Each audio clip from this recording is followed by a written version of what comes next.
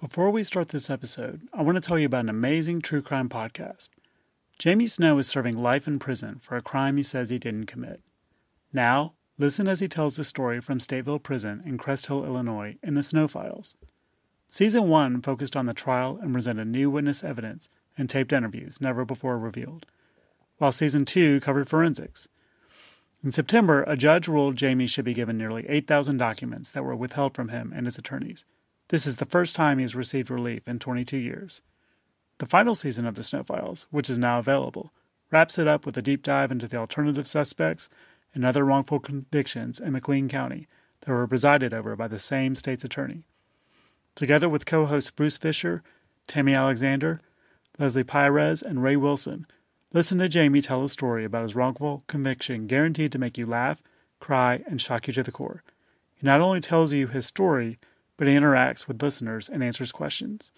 New episodes of the Snow Files are released every other week, and you can find it wherever you get your podcasts. Or download Jamie's case files and listen directly at snowfiles.net.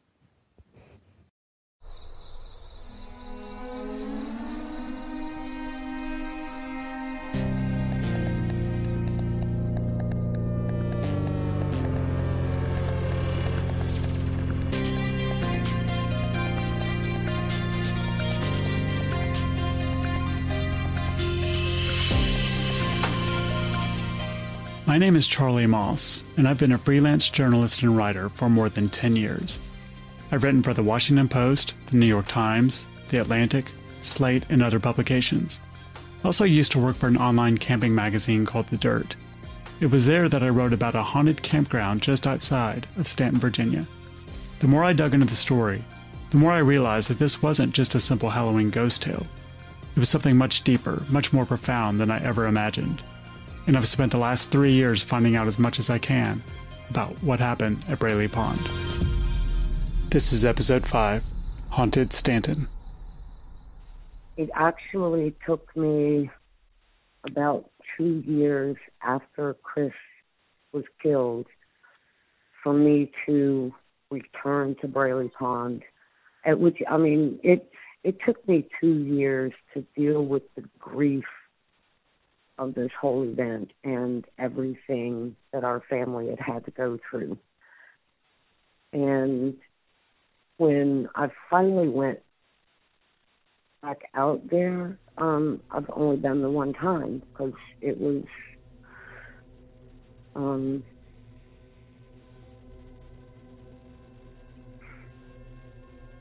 don't really know how to put that in words.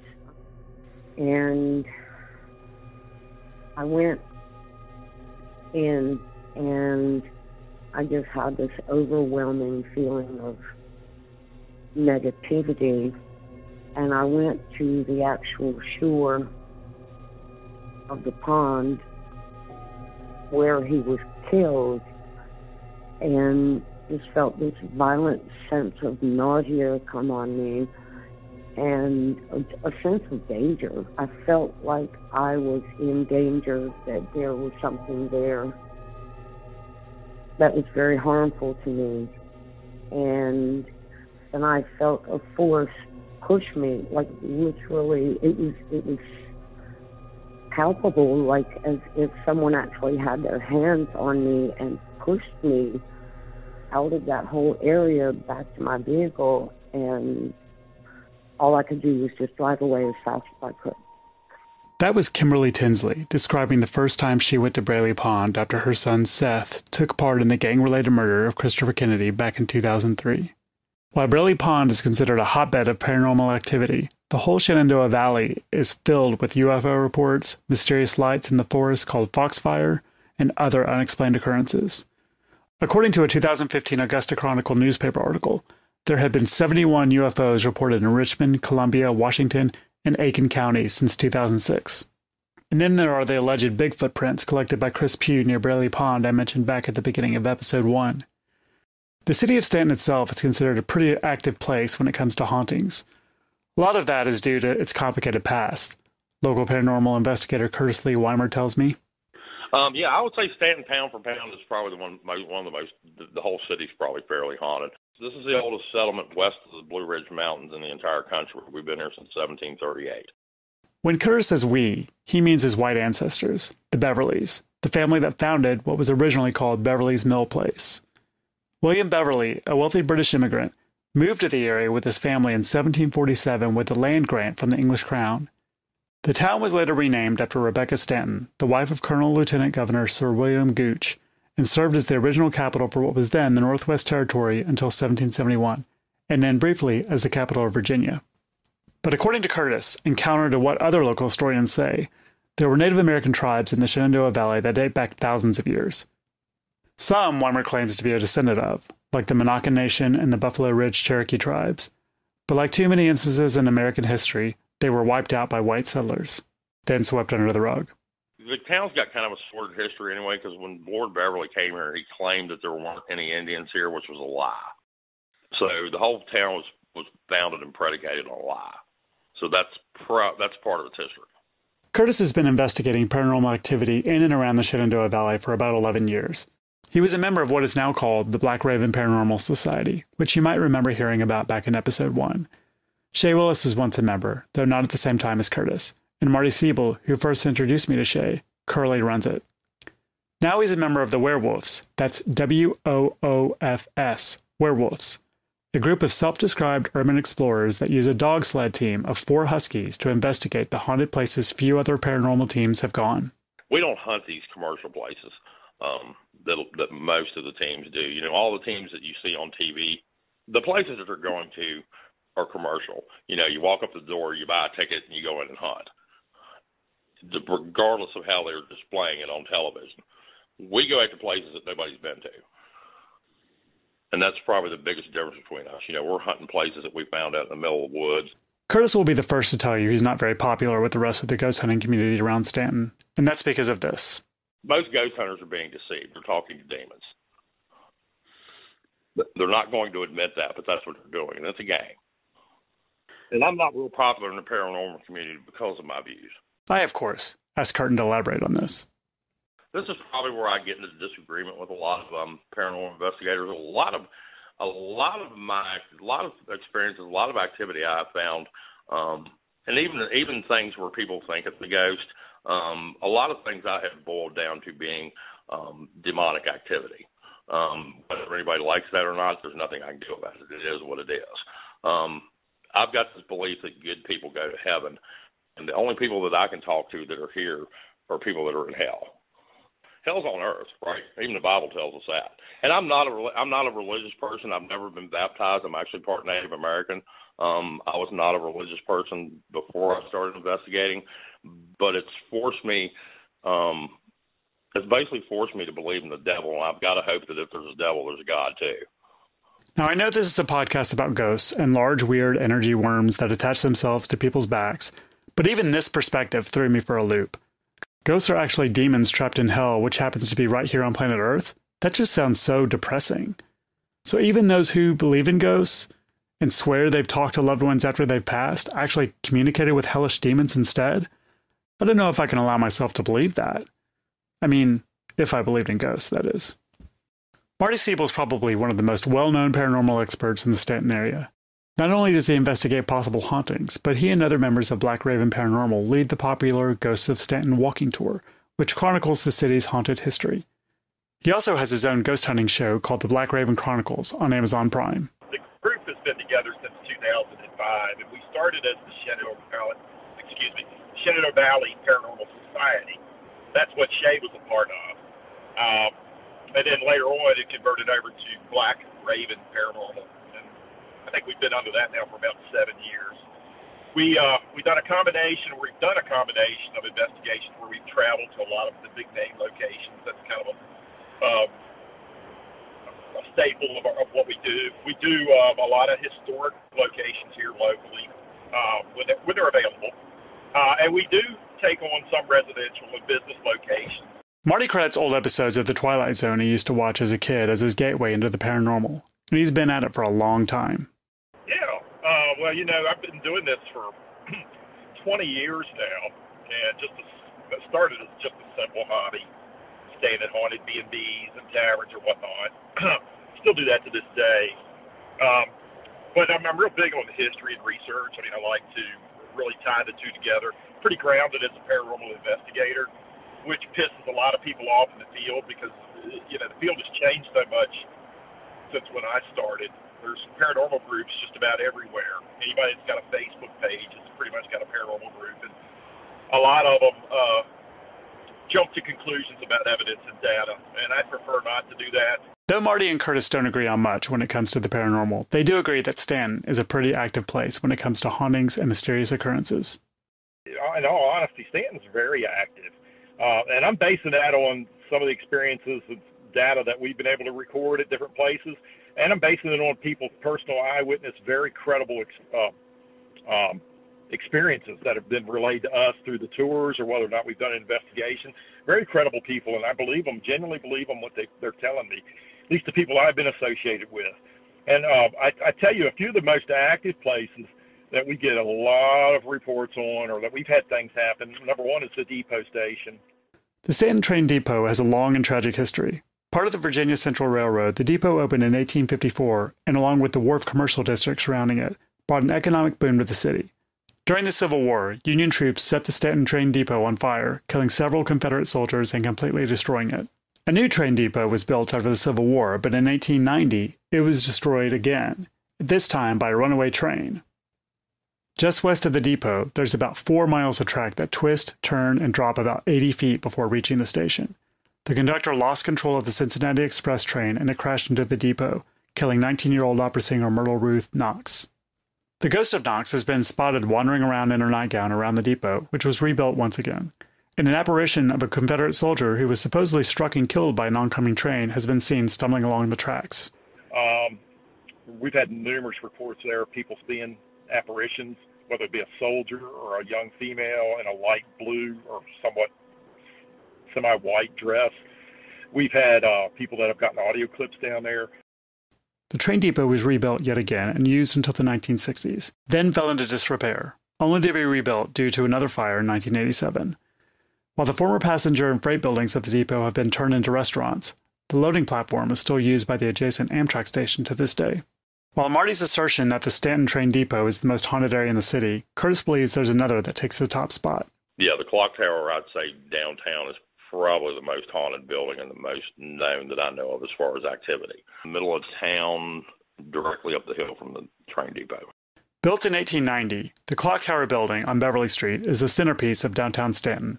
Its limbing presence and Queen Anne architectural style both draws your eye and complements its neighboring structures. It was originally built to house a YMCA, complete with a gym, running track, a lending library, and meeting rooms on the upper floors and at street level retail space. Over the years, a Woolworths, apartments, and restaurants have occupied the space.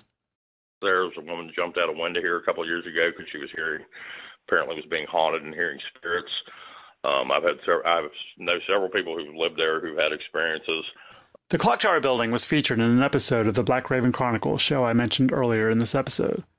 Before it became the Clock Tower Eats and Suites a couple of years back, the historic building housed the Clock Tower restaurant and bar. In the episode, Marty interviewed the former owners, John and Kim DeGordo, about some of the mysterious happenings there. We have found a lot of times, being here, that things do happen. I am not a believer, or I wasn't, I guess, but I definitely don't disbelieve because things that happen here, they're just a little strange. I was sitting there and a glass fell off right from that corner there. One of our wine glasses hangs up. And, I heard it fall and I'm going, I said, Jill, be careful. I don't want you to cut yourself. She goes, John, I was nowhere near that glass. It was a afternoon and I was waiting on tables as well. I left the table, walked behind the bar to get drinks or whatever, and one of the wine glasses came out of its rack. She goes, John, I'm telling you that glass was there. Please look at the cameras. It so happens we have cameras that shoot right across there. So we went in the back and started looking, and this is on camera. We noticed that the last row here, there's no customers, there's no bartender. And on the last row there was one glass, and the one glass, you can see it being hit, and it rocks all the way to the end, and it stops. Then around 2 to 3 seconds later, it gets hit again and flies off. And then we looked at that about maybe 30 times. It's like, I have no idea how that happened. Now, the other things that happen is we'll come in, we used to come in, and these pictures used to be on the floor, but not next to the wall, but in the middle of the floor, like somebody came through and hit them. So we actually stopped putting glass in the pictures because they keep breaking. So we did that. And then there was an incident with a Cisco delivery guy. You know, they come in and deliver at 4 or 5 o'clock in the morning. They got a key and all. They come in. So he came in, started putting stuff away in our walk-in. All of a sudden, he hears a noise in the back. So he flicks the light to see what's going on. Walks in the back, and there's this ladle just floating in midair. He gets freaked out, takes off, has never been back since.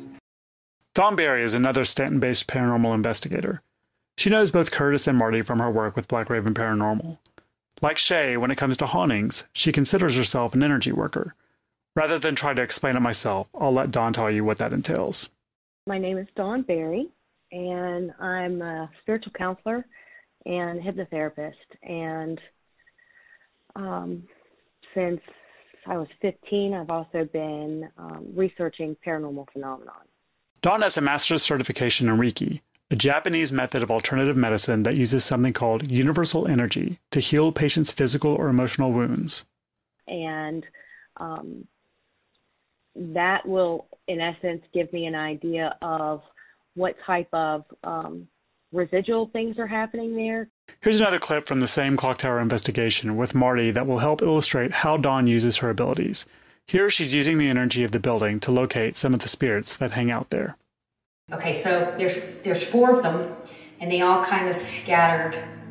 2 went up and that way, and 2 went this way. So, adults? Yes. And one of those men, I feel like he was killed. And he's not making me feel like he was killed within the building, maybe right outside or around the corner or something, but I feel him going around the apartments upstairs. But I pick him up on the stairs behind you. He seems like he is aware of the fact that I see him and doesn't want to talk to me.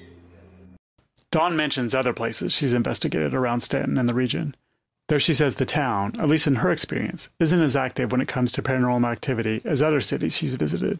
I've investigated a number of different places in the city. The American Hotel, the Clock Tower, the Train Depot, the Kaufman House, the New Beginnings grocery store up the street.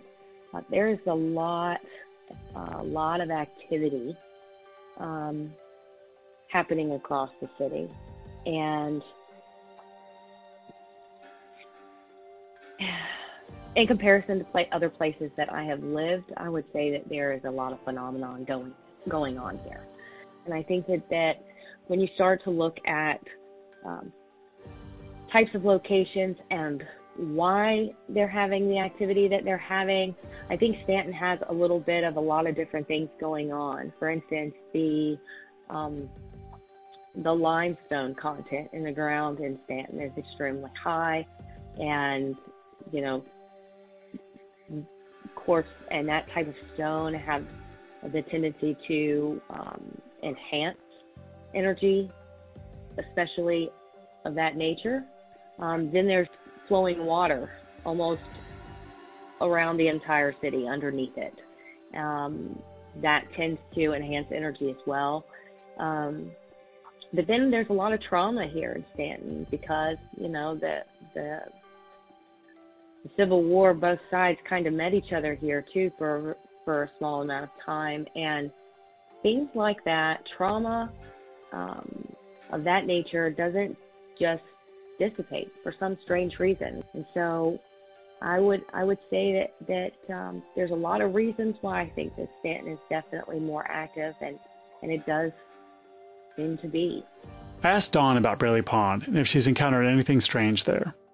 Yeah, I'm extremely familiar with that area. I kind of try to disappear to the woods periodically to kind of wind down, and that is essentially out in that direction where we're going. But yes, Braley Pond, I am familiar with the experiences there. More along the lines of battery drains, equipment failure, and lights, unexplained light orbs, if you would. There's a lot of other claims, but I think that those are the ones that are still lacking some kind of an explanation, which kind of pushes it more into the realm of paranormal than normal. Note she mentions battery drains and equipment failure, which is what Kevin Robertson was talking about in the last episode when he visited Braley Pond. I asked Dawn why she thinks this happens. How do I explain this? It's like a draw of energy so that it can be manipulated into a form that kind of helps it sorry, I'm stumbling on the words here to make it make sense. It preempts the activity. So what we see is that you'll notice the drain, the battery drain, and then you will notice a spike in some type of phenomenon, whether that be disembodied voices or the light orbs or cold drafts or movement, things like that. The battery drains tend to happen right prior to those experiences. And so the theory is that they're pulling, I guess, on those power sources to be able to even produce the phenomenon, if that makes sense. I also asked Dawn what she knows about Chris Kennedy's murder. I don't know how you can... I don't know very much about it. I know that he was stabbed a number of times, 13, I believe. I know that he was left half in the pond. I know that the people that did it was gang related and that they were convicted. He was 19. And I know that particular incident seems to be the go-to as far as explanation as to what's going on in the area, but I'm not so sure. There's been other deaths in that area, none as horrific as his. A lot of the times with the stories that you hear about Braley Pond, there's a lot of similarities as far as, noises in the water and the lights and the sounds, hearing voices that aren't there. So the clock tower, the train depot, and of course Braley Pond are universally known among the ghost hunting community as the most haunted areas in Staunton. There's one other place Curtis mentions called Western State Hospital. It's absolutely infamous among the paranormal community, and though its hauntings are some of the creepiest in the region, its history is even more so. Western State Hospital, which is now a hotel, very active, always very haunted, was the site of a lot of eugenics work. During the 1920s, a lot of my family was exterminated then or sterilized. There's a guy that worked with Black Raven that wrote a book about Western State Hospital. That guy is David Sims, a local therapist, teacher, and author of several novels, including Fear the Reaper, which is loosely based on Western State Hospital's dark past. After living in New Jersey and Pennsylvania, he moved to Staunton with his wife, son, and 3 pets for the area's rich history. He's also been working for Marty Siebel for the past 8 years as a tour guide for Black Raven. Western State is one of David's go-to stops on the tour. All right, so the quick synopsis is it was built in 1824 as your general hospital for more for the wealthy people. If you think about the original Betty Ford wing, it's just for anybody who had the money who wanted to go dry out or trying to recover after pregnancy or whatever was going on, you can do so. And that was the impetus behind the whole hospital up until, and it stayed that way up until 1906 when Joseph Deschanel came in. It was a popular place, I mean, all the way through the state. Anybody with money would come and say, listen, I want to spend a couple months in the Shenandoah Valley. I can do this. And people basically around town thought it was the most beautiful place in town. So the fence that they erected around Western State was actually to keep people out instead of keeping people in, because everybody wanted to go and picnic and hang out and do things in there. And the patients originally got upset because everybody wanted to come and intrude on their mental health and well-being. That guy David mentions, Dr. Joseph Desjarnais, founded the Desjarnais State Sanatorium in 1932, which was later renamed the Desjarnais Center for Human Development. Dr. Desjarnais was a prominent Virginia psychiatrist and a strong supporter of the eugenics movement, which gained traction across America from the late 19th century up until the U.S. involvement in World War II. If you're not familiar with it, eugenics was a set of beliefs and practices by certain doctors and scientists to improve human genetic quality. It was, not surprisingly, highly controversial, especially since some saw it as a way to preserve the position of specific dominant groups of the American population. You can probably guess who I'm talking about. Typically, people with disabilities, or who were mentally ill, or poor, were African American, Hispanic, or Native American, were experimented on since they were considered by those who practiced eugenics unfit for society. Yes. Joseph Desjarnais, he was one of the main physicians in the eugenics movement. They brought him out from the West Coast to head up Western State, again, because he came over in 1906. And he was the first physician in the United States to popularize the lobotomy, which is basically taking a metal hammer and going either through the orbital socket or up through the nasal cavity to sever the frontal cortex, from your brain, which would, in theory, make you more docile and less violent and everything else. But in practice, it killed a whole lot of people, or turned them into zombies. So that was one. They used a lot of electroshock therapy, which back then it was not well received, and it would basically fry people's brains, and it caused a lot of chaos as well. Dr. Desjarnais did plenty of other experiments as well, as David points out. They had hot and cold treatments where they would say, for example, a woman who was considered hysterical, which is, one of the whole old sexist things there. Saying, okay, we want to control this woman, put her in a bath of cold water, of ice, and move her to hot water, back and forth again, and with the thought that it would eventually even her out, which it did, because it killed more patients than it healed. And then transfusions between, say, if you were hyper and I was calm, they would produce a nice little blood transfusion between the two, with the thing of equaling out people out, and obviously most people would die from that as well. So basically, very akin to what happened overseas. They had free reign to do whatever they wanted to, because once you were admitted to Western State, your name was stripped and they pretty much just gave you a number. So, if that sounds familiar, it is. Eugenics, of course, died down after World War II, and the Desjarnais Sanatorium was taken over by the state and was converted into a children's hospital called the Desjarnais Center for Human Development. The center was then relocated to a new facility in 1996 and eventually renamed the Commonwealth Center for Children and Adolescents because of, Desjarnais' association with eugenics and all. The original building has fallen into ruin since then. While a Western State Hospital is still in operation, it's relocated. But the campus where it stood now houses a condo community called the Villages at Staunton, as well as a boutique hotel called the Blackburn Inn.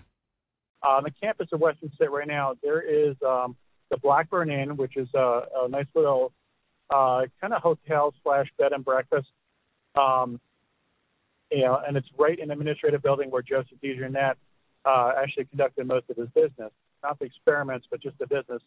And it's a pretty expensive place. It's about close to $200 a night. I've had lots of people come on my tour, talk about things they've experienced there. Where the patients used to stay is now a loft apartments area. I asked David about some of the hauntings he's heard about at the former Desjarnais State Sanatorium. I do run the Ghost of Staunton tour that starts at Western State.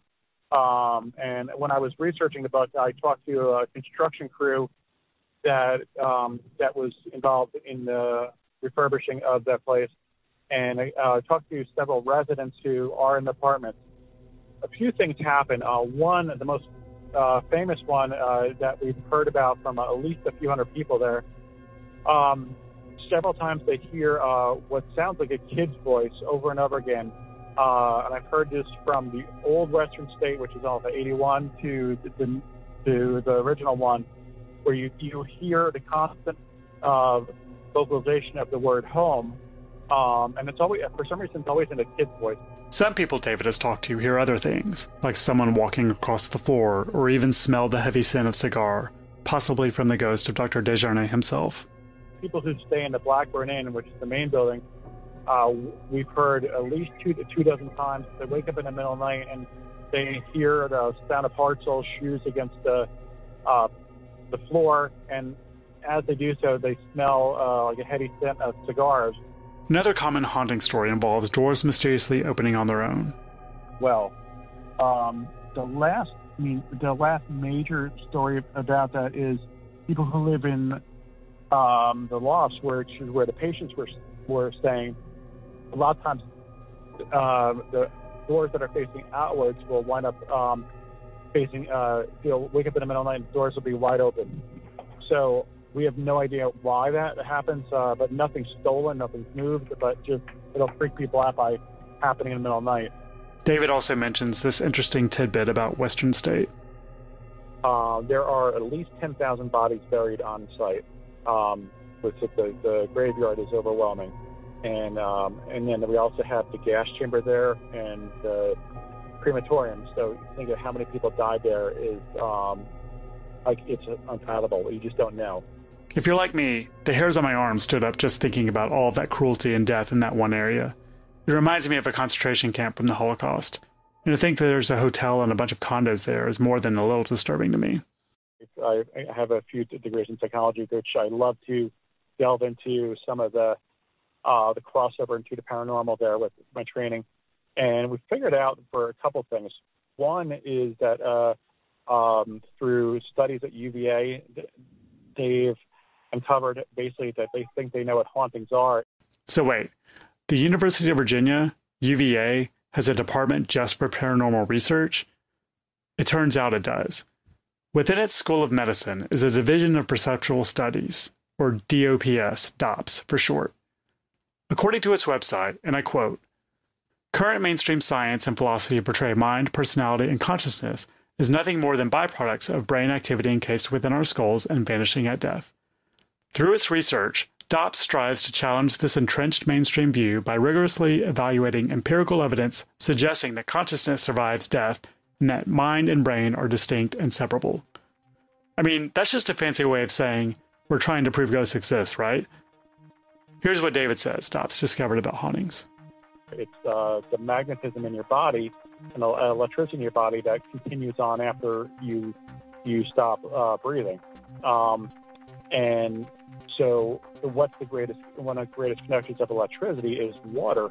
So we found that underneath Staunton is a huge series of limestone caverns. And when they had a cave-in 110 years ago, a little mini Grand Cavern that opened up underneath Staunton, they found out that basically underneath Staunton was a raging river. It was a massive river that went through the whole town, so which only comes out once or twice in town. And so you put that together with the limestone caverns. There's that limestone again, just like Don Biery mentioned earlier. So, because again, the whole valley is filled with caverns, and most towns are smart enough to actually build around them. Staunton built on top of them. So if you follow the science about it, you have the river that rages underneath it with the limestone, and if you do believe in the current studies about from several major colleges that paranormal activity is tied to the electricity that's coursing through your body that does exist after you die. The amount of both negative and positive energy comes afterwards is phenomenal. It's a huge amount, almost more so than you would find in a place like Gettysburg or somewhere else. So that's the scientific reason behind the haunting that a lot of people believe in. And I know that we've had people from UVA come out and they checked that out as well. I reached out to UVA to try to speak with someone from the department. So far, I've been rejected by 2 different faculty members because the nature of this podcast is, well, a bit out there. As we continue, I assure you, it'll only get weirder. But I'll keep trying. I get it. All of this does sound crazy. Shea's experience at Braley Pond and the months after could easily be dismissed as fiction. And you might be thinking the reported hauntings the Staunton ghost hunting community mentioned in this episode could all just be a ploy to drum up business. If you are, then you're not alone. So basically, back in the 90s, I started out as a ghost hunter. Always had an interest. I mean, it's the classic story of pretty much anyone involved in the paranormal. I was interested in all that stuff growing up. I grew up with shows like In Search Of and Unsolved Mysteries, so I was really into it. Got into a ghost hunting team and went around doing the whole, basically what you see on TV for a while until I realized, something's not right. That's Kenny Biddle. He explores claims of paranormal experiences using science, critical thinking, and a healthy dose of, well, skepticism. He hosts the Skeptical Help Bar podcast, a Q&A show where listeners call in and ask him to analyze their paranormal experiences. He's also the author of the blog I Am Kenny Biddle, where he investigates supposed claims of paranormal occurrences caught on photos and video. I enjoy investigating from a science point of view rather than a pseudoscience point of view, which is basically what most of the ghost hunting is. I like to deal with facts. I like to deal with what's tangible, what we can actually test, as opposed to giving into belief. So my skepticism grew, and not, I want to say skepticism and separate it from cynicism, because I don't just dismiss things. I do take the time to look into claims.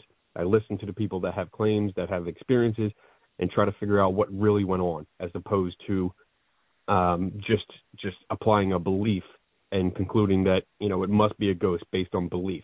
Kenny doesn't just investigate ghosts and hauntings. He does it all. UFOs, Bigfoot sightings. If it's supernatural in nature, he'll investigate it. From my perspective, it's not that I don't believe in ghosts or these monsters and stuff because there's a lack of evidence. There's a lack of sufficient data and hard evidence on them. That's why I don't believe. I hate beliefs. I really do hate beliefs. I'd rather have ideas because they're much easier to change. But the idea that ghosts exist just isn't plausible because there isn't enough evidence. And when it comes to the ghost hunters that we see on TV or just in the community, they are amateur hobbyists. In order to prove something, you really have to use the scientific method. You really do.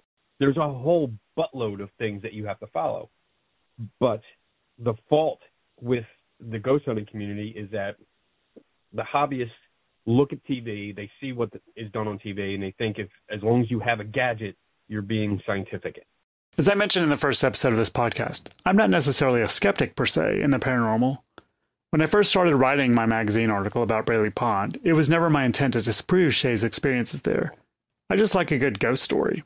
But the more I dig into all of this, Chris Kennedy's murder, the paranormal occurrences that have happened in and around Staunton, and even my own experience with the vision of my dead father, I begin to relate it to sort of a religion. I shared this thought with Kenny. Yeah, it's definitely a belief system where it parallels a religion because you have this belief in it. And unfortunately, I think many ghost hunters just they give into that belief. And they will make sure it's pretty much confirmation bias because they want it to be true, and then they will literally look for anything that supports their belief, and then they ignore anything that counters their belief.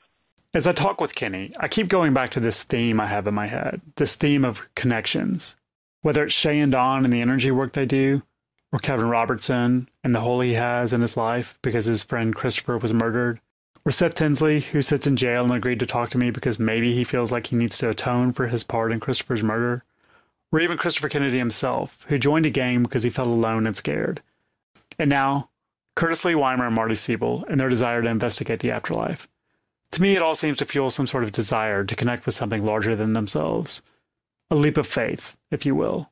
I mean, isn't that what religion is all about? Brandon Massullo has a different perspective on the paranormal. He's a clinical therapist and parapsychologist in Toledo, Ohio. Ever heard of a parapsychologist? Yeah, I hadn't either until I met Brandon. Parapsychology it's a branch of psychology. So like there's social psychology, clinical psychology, neuropsychology. There's also parapsychology. And basically what parapsychology is it's a study of psi phenomenon. And psi phenomenon, PSI, is basically ESP, psychokinesis, which is moving things with your mind. It has a lot to do with telepathy. It has a lot to do with consciousness. It has all kinds of things to do with these sort of things that are considered paranormal. And one of the things that it does cover is ghosts, or the idea of survival after death. And this idea that, like typical neuropsychology will say that we are pretty much just a collection of cells, nerves, memories, and we're like a computer. And once the computer breaks, all that stuff goes away. So our memories, our personality, our soul, that all disappears. So the survival hypothesis basically says, is there something after that? Does our personality, does our memory, is our spirit or soul or whatever you want to say continue to go on after we live? Brandon has a book called The Ghost Studies, New Perspectives on the Origins of Paranormal Experiences.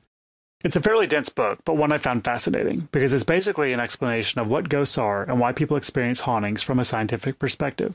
So it delves into the role energy and electricity, emotions, biogenetics, and the environment play in the supernatural. But a lot of this was a bit beyond my grasp, so I asked Brandon if he could clarify some of his theories in relation to this podcast. In the book, I have a couple hypotheses or theories about kind of what happens or what can cause a ghostly experience to happen or a haunting to occur. And one of the things I do is I sort of have this, you mentioned it's sort of like an equation where it's psychological factors plus internal energy or bioenergetics plus external information equals ghostly experience. And what that really means is if we look at in parapsychology, in the general world, when we think of ghosts, we think of haunted houses. We think of people going into haunted houses, and then there's the ghost of someone from the 1800s that kind of hangs around the house, and whoever comes in, it'll haunt them or scare them or tell them to get out. And we kind of think that this is sort of what everyone experiences out there. But actually, the thing that's probably more prominent than these haunted house stories is what's called crisis apparitions or spontaneous cases. Crisis apparitions, Brandon explains, happen out of the blue when people aren't expecting them. Usually, those who do experience them have never had a paranormal experience before. So, this wouldn't apply to paranormal investigators who actively seek out ghosts or spirits. These types of hauntings happen once, and usually when the person has just faced death. Here's an example of what Brandon is talking about. An example of this is I'm sleeping on some random Tuesday night, and at 1 a.m., a bright apparition of my aunt shows up in front of me, and she says, I love you, goodbye. And then that's the end of it. And then I find out the next day that my aunt had passed away at 1 a.m. right at the same time that I had that experience or phenomenon happen to me. That's a crisis apparition. It happened once, wasn't reoccurrent. I wasn't expecting it to happen. And I never had another experience again. And then this is just an example, but what we find is that usually there's some sort of connection, there's some sort of psychological phenomenon that's happening. So obviously if my aunt is dying, she's probably going to have a lot of intense emotions. She's going to have a life-threatening experience, whether it's a heart attack or an accident. Her emotions are going to be on pretty high alert. She's going to be pretty much terrified. And when we have these emotions, what we don't know is that it actually impacts our whole body. And our whole body is sort of made up of energy, electricity, our heart, EEGs, EKGs. This is all electricity, nerve cells. Humans are a bundle of electricity.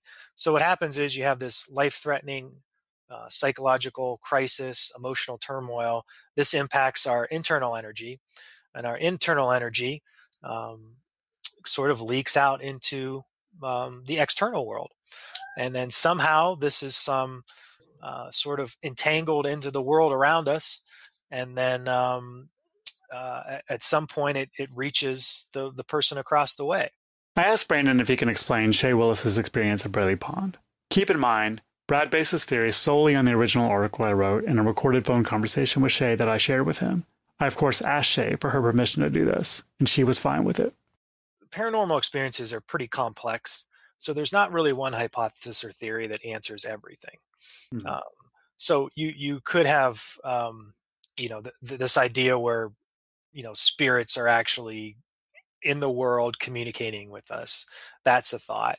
You could have my thought, which is more like there's some sort of telepathic interaction that's happening at intense psychological moments. There could be misinterpretation. There could be fraud. So as we go through looking at a paranormal experience, we have to take into account that there's a lot of things that could be going on. Coming to a definite answer is a very challenging thing to do. In the case that you're talking about at Braley Pond with Shea, I don't necessarily know if it fits neatly into any of these categories. It seems to go across a lot of them. But what you have is if we want to take a look at it strictly from my point of view or my hypothesis, but what it could be is just sort of they're picking up on something in the environment. And that goes back a long time. That's sort of this stone tape theory or place theory, which says if a tragedy happens, somehow it's burned into the environment, electromagnetically, and the stones, whatever the theory really comes to. So they're saying that the place, there's such a tragedy that happens there that somehow this is burned into the environment, and certain people who are sensitive are able to pick up on it. So Shea could be walking through there and pick up on the events that happened, and they might present themselves as psychosomatic things like itching, burning, overwhelming emotions, feeling like a sense of a presence, these types of things. So far, this seems to line up, at least in part, with what Shea had described to me. But then there's a theory called extraordinary architectural experiences. There's psychological things that could be happening. A lot of times we don't really think about how sort of places and spaces and the environment really impact our emotions and feelings. So people could walk into a certain location, a building, and sort of just become overwhelmed, start crying, have weakness, nauseated, overwhelming, fearful, tears. We think of these pilgrimages when people get to these highly religious places that are very special to them. And when they get in there, they get overwhelmed because of all the history and the stories about it. And they fall to their knees. These are called extraordinary architectural experiences, and they're pretty common to some degree. We think about it in terms of religion, but it happens outside of religion too. There are guys who follow a certain sports team their whole life, and when they walk into the actual stadium, they become overwhelmed and start crying and have things like that because of the history and the story that goes on with that. So you could have a person walk into a place and just be sort of overwhelmed with all the stories and the intensities and, other people sort of saying, oh, this is going on here too. And we have this desire to step out of the mundane. We have a desire to just experience something that's not of this world. And you mix all these things together, and it does impact us psychologically. Throughout our conversation, Brandon offers other theories as well, but he never once directly dismisses Shea's experiences as something she's completely fabricated. For Shea and other members of the Staunton paranormal community, one thing is true. It's a passion. And everyone seemed to have fun doing it, which makes for a tight-knit community, at least for the most part, according to David Sims. Everybody, for the most part, gets along, and everybody supports each other pretty well. So it's nice because I've had people coming from Richmond, from Williamsburg, from Gettysburg, from North Carolina, D.C., and they would always love to tout and kind of advertise and kind of give us some publicity all over the place. It's a really nice community. It's kind of like the writing community where writers build each other up and support each other. And that's what I'm seeing with the paranormal community as well. It's kind of a nice little brotherhood there. But that doesn't mean there isn't competition among other paranormal groups in the region. Here's Marty Siebel again. I've had people that have literally stole stuff off our page, photographs, copyright stuff, people that have done things with our website. I've had my website hacked, in the past. It's competitive, and there's nothing more aggravating than people to just put stuff out for a scare or for the thrill, and it's really bullshit. But occasionally, just like any other community, there are members who are a little more controversial than others. Too, if you have any integrity about your reputation and what you stand for, anybody that comes into your group can hurt that. And we've had that happen. I think, and I've dealt with a lot of different people. I tell people too, and I really mean this, through my personal experiences through 20 years, people think, and I think I blame a lot on television because of the ideology they put out there, and it's, the scare factor and things with demonic. I really feel you have more to fear from the living than the dead. One of the more controversial paranormal investigators in the Staunton community is a man named Logan Gwynn. He moved to Staunton a few years ago, and as of the release of this podcast, has moved back to his native state of Florida. When my article about Shea's experiences at Braley Pond was originally published, Logan found me on Facebook and sent me a private message. I asked Logan to do a dramatic reading. Here's just some of what it said. My wife and I are heading back to Braley Pond once again after our first account of taking out one of the known creeper entities back in November. The creeper that attacked Shea Willis is now gone, but 2 more are out there. Okay, Logan, you have my attention. This is a long message, but please bear with me. It's worth it. By the way, this isn't even close to all of it. Logan goes on to write, I'm sure you have heard of the terms used shadow people or creepers. These are, as best to our knowledge so far, beings that use dark matter to travel. At first we suspected interdimensional beings, but as of recent education, they are intergalactic travelers that use purported gates to connect points through space-time.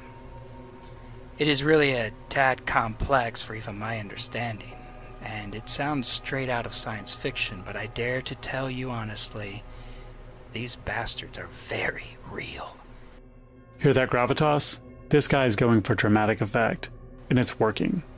He continues. Sometimes these souls, they become lost. Ergo, you get apparitions, ghosts. Because the soul does not have a brain to store information, they are devoid of real thoughts or speech.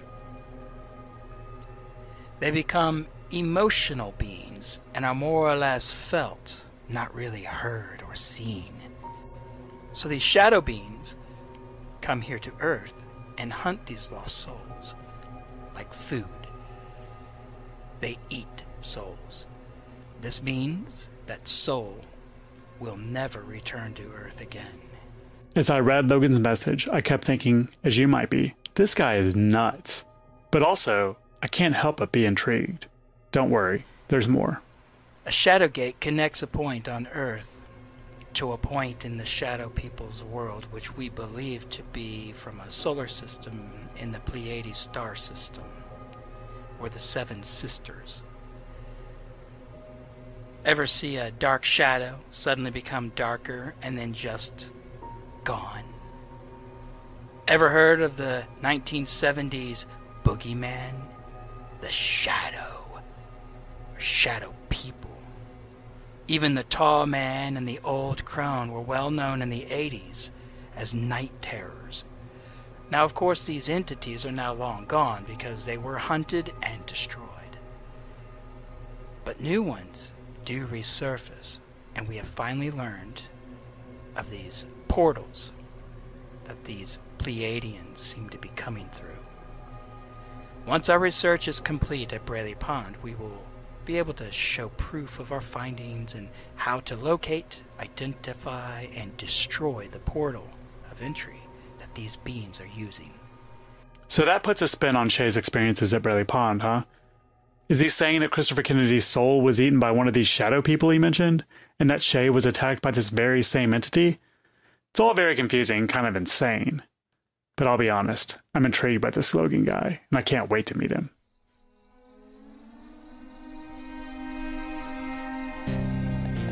What Happened at Braley Pond is produced by me, Charlie Moss. The exceptional Bill Colress is our story editor. Our music and sound design are by the legendary Mike Trebilcock. Our website, which can be found at www.braleypondpodcast.com, was created by the outstanding Ashton Lance. Our podcast logo was designed by the phenomenal Shelton Brown. Additional artwork is by the incredibly patient Keith Finch. Special thanks to Monty Brock for his scientific insight, and my wife Vanessa, who was overwhelmingly supportive during this 3-year process.